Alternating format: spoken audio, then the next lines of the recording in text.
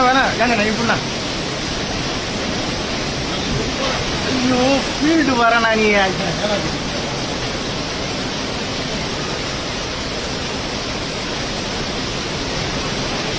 அம்மா அங்கிருந்து இங்கே வந்து அதே வச்சுருக்கோம்